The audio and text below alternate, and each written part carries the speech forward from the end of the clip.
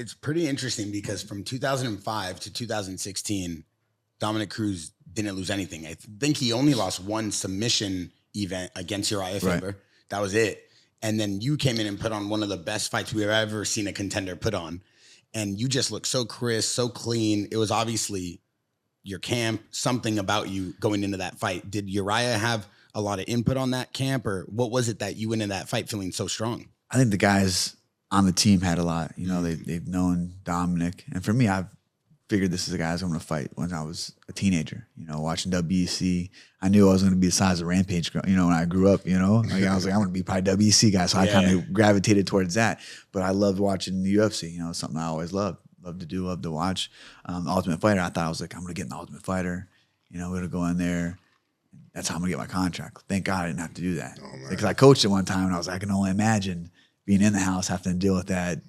People you're going to fight, being away 8 weeks.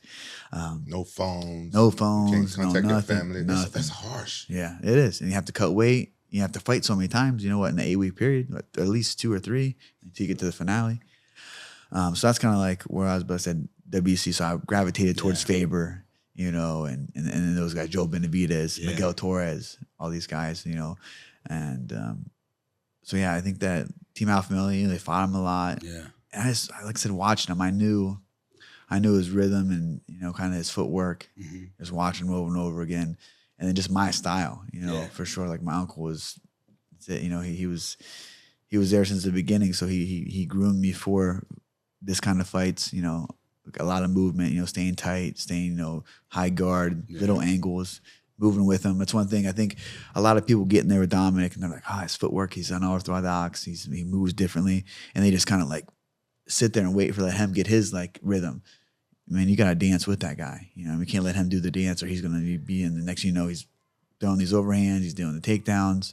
And then he'd win against, you know, get him up against the cage, taking him down. So I think it's the first thing was when I defended his takedown and then I took him down. Yeah. I was like, okay, now it's like, all right. Because he wasn't getting me on the feet. I kept hitting him a couple times in the first round to where I was like, oh, I could see like that significantly hurt him. Like he's good. He's super tough. I hit him with some hard shots where one time I hit him with the step right hand. He fell completely, laid out. And I was like, oh, he's done. And he got back up, had a huge cut on his, just a warrior. It contests to why he was so great for so long, right? And all the things that he's overcame with injuries and setbacks and the ups and downs, you know, of the career and life. So I have a lot of respect for him, you know what I mean? But I knew when it was my time, it was my time. But the Team Alpha Male had a lot of, you know, help